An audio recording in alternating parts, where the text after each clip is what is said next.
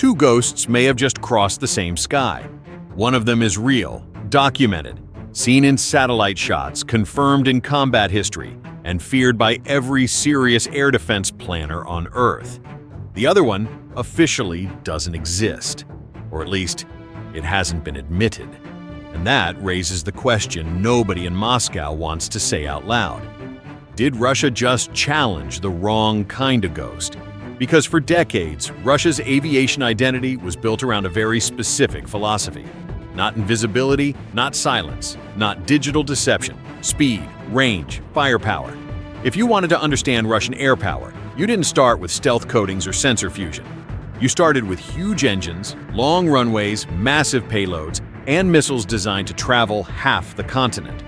That approach produced aircraft like the Tu-95, the Tu-22M, and the famous Tu-160, bombers built to be fast, loud, and intimidating. But in the modern era, intimidation isn't always about noise. Sometimes the most dangerous weapon isn't the loudest aircraft in the sky, but the one you never realize was there. And that's exactly why, around the early 2010s, something began to shift behind closed doors inside Russian defense planning. At first, it wasn't a press statement. It wasn't a budget headline. It was whispers. Rumors traded quietly between analysts, intelligence officers, and engineers. The United States wasn't just maintaining stealth. It was moving beyond it, beyond the B-2 spirit. And if that rumor was true, it didn't just mean America was improving a bomber. It meant America was building something designed for a new kind of warfare. A war where radar systems don't detect targets. They get manipulated. Where air defenses don't stop strikes. They get bypassed completely. And where the first sign of an attack isn't the sound of engines. It's the silence after your command network suddenly goes dark. Some claim this rumor started from leaked procurement language. Others blame odd satellite images from the Nevada desert, Groom Lake, the legendary test zone where black programs go to hide. But however it began, the result inside Russia was the same. Panic, but the quiet kind. The kind that doesn't show on TV. The kind that becomes a long-term program with a code name. Because Russia realized it had a problem. It couldn't counter a ghost with speed alone. So it decided to build its own ghost. And that's where PAC-DA enters the story. PAC-DA stands for Prospective Aviation Complex for Long-Range Aviation. And in many ways, it represents the largest philosophical shift in Russian bomber design since the Cold War. It rejects the classic Russian formula of faster and louder. Instead, it embraces the American method, subsonic stealth, low observability, a flying wing design meant to reduce radar signature and heat signature at the same time. Not a bomber that outruns danger, a bomber that refuses to be found. At least, that's the idea. And on paper, the PAC-DA looks like a serious response. It's described as a stealth bomber designed to carry around 30,000 kilograms of weapons, roughly comparable to heavy strategic strike platforms in the same category. It's expected to fire long-range cruise missiles like the KH-102, which is associated with nuclear capability in Russian doctrine. It may also carry conventional cruise missiles like the KH-555. And there have been ongoing rumors, not officially confirmed, that future versions could potentially integrate hypersonic or glide-type weapons, depending on how the program evolves. But beyond payload numbers, what matters is the concept. PAC-DA is imagined not as a simple truck that carries bombs, but as a digital fortress in the sky. A platform built around electronic warfare, network disruption, deception, and command and control functions. Not just launching missiles, launching confusion. A bomber that can coordinate drone swarms, deploy decoys, jam radar networks, spoof sensors, disrupt kill chains, and then vanish again without giving defenders enough time to understand what happened. This is what makes the PAC-DA so fascinating. If those ambitions are even half true, then PAC-DA isn't trying to become the Russian B-2. It's trying to become Russia's response to what comes after the B-2. And Russia has reasons for urgency. Because it isn't just America building future aircraft, it's the entire direction of aerial warfare changing. Air defenses are evolving fast, sensors are multiplying, IRST systems are getting better at detecting heat, passive detection methods are improving, radar frequencies are diversifying. Even low observable aircraft are no longer treated as invisible, only harder to track. So, the world is entering a new stage: stealth versus stealth, ghost versus ghost. And in that environment, Russia can't afford to rely only on missiles and legacy bombers. It needs something modern. At least, that's the strategic logic. What's especially interesting is that this isn't just a fantasy proposal anymore. Reports indicate the first prototype has been under construction at the Kazan aviation plant. Public information suggests work was acknowledged in 2023. Ground testing activity has been rumored around 2024, and the timeline being suggested by multiple observers places a potential first flight in 2025 or 2026. That matters because Russia doesn't usually reveal its most important projects early. If they fly it publicly, it would likely be meant as a statement. If they fly it quietly, it may be because they're still solving problems no one wants to admit.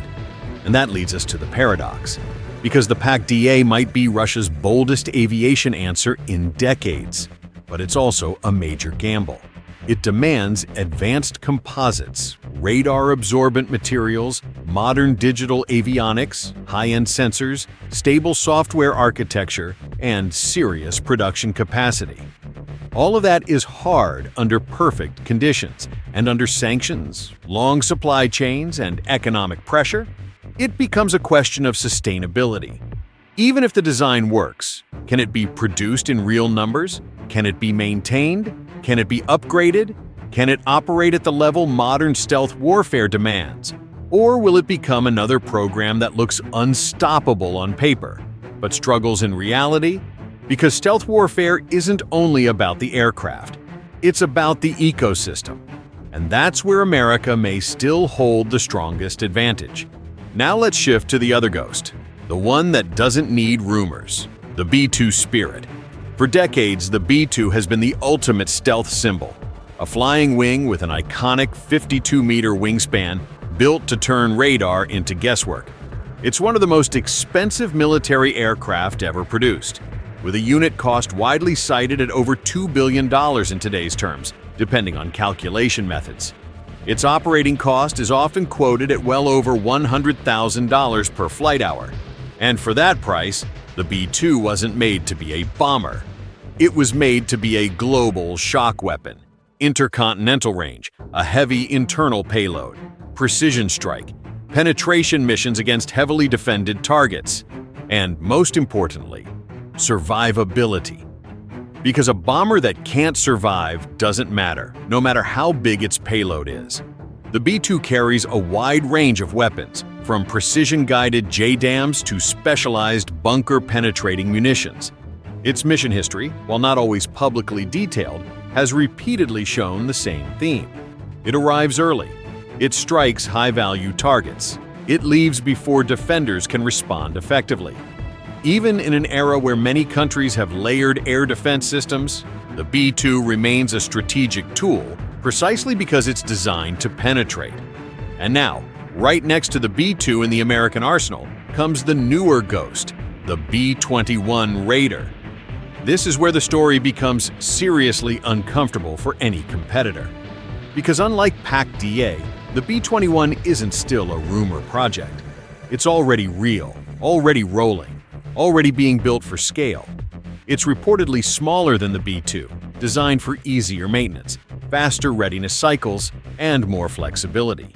And while the most important details remain classified, what's clear is the philosophy. The Raider isn't just stealthier, it's more modular, more digital, more upgradable, more connected. In other words, it was designed for the future battlefield where the aircraft is not just an aircraft. It's a node, a command platform, a sensor fusion hub, a flying network machine. The U.S. Air Force has indicated it intends to buy at least 100 B-21 bombers, potentially more. And unlike the B-2, which remained an extremely limited fleet due to its cost and Cold War-era procurement constraints, the B-21 is being built for production, for numbers, for persistence, for staying power. And that's what changes everything. Because when stealth platforms are rare, they're special. When stealth platforms become numerous, they become doctrine. They become the new baseline. And that's where Russia's timing becomes a concern, even if PAC-DA succeeds. By the time it enters service, it could face a world where the B-21 is already operational, already upgraded, and already supported by the larger American ecosystem of ISR satellites, electronic warfare aircraft, tankers, fifth-generation fighters, and next-generation autonomous systems. So the question isn't simply, can PAC-DA match the B-2? It's, can PAC-DA survive in the same era as the B-21? Because that's the real Ghost War. And now, imagine the unthinkable scenario. Not a dramatic Hollywood dogfight, not a loud cinematic showdown, but something far more realistic. A frozen high-altitude environment, Arctic air routes, low visibility, electronic noise, 3 flying wings moving through the dark, not racing each other but hunting the same unknown picture. A B-2 Spirit on a deep ISR-linked patrol, a B-21 Raider supporting it, collecting signals, mapping threats, and somewhere in the same airspace, Russia's own stealth triangle appears, not announced, not identified, just detected as a subtle disturbance in the data, a ghost detecting a ghost, a stealth aircraft attempting to track another stealth aircraft. This wouldn't be war like the Cold War imagined.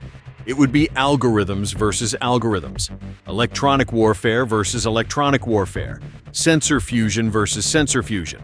Whoever sees first wins. Whoever jams smarter survives. Whoever controls the network dominates the sky. And the most terrifying part is this: there may be no warning. Because stealth doesn't announce itself, it deletes itself. So maybe the PAC-DA is Russia's answer. Maybe it becomes a true stealth rival. Maybe it's a technological success story. Or maybe the project reveals something deeper. That modern stealth warfare is not just about aircraft design. It's about industrial power, software maturity, upgrade cycles, production scale, and the ability to innovate faster than your rival. Because if you build a ghost, but your enemy builds a whole fleet of ghosts, then what you created isn't dominance, it's late arrival. And in modern air warfare, being late is not a minor disadvantage. It can decide everything. So, here's the final question. Is Russia building a stealth bomber because it wants to win the next era, or because it knows it can't afford to lose it? And if this program exists specifically to answer an American ghost, was the strategic disadvantage already locked in the moment the idea was born? That's what makes this story so intense. Because it's not just about bombers, it's about which country controls the future of the sky, and whether the next war is decided by missiles or by invisibility, data, and silence. If you enjoyed this breakdown, leave your thoughts below. Which bomber would you rather have watching over your skies? America's B-2, the B-21 Raider, or Russia's PAC-DA?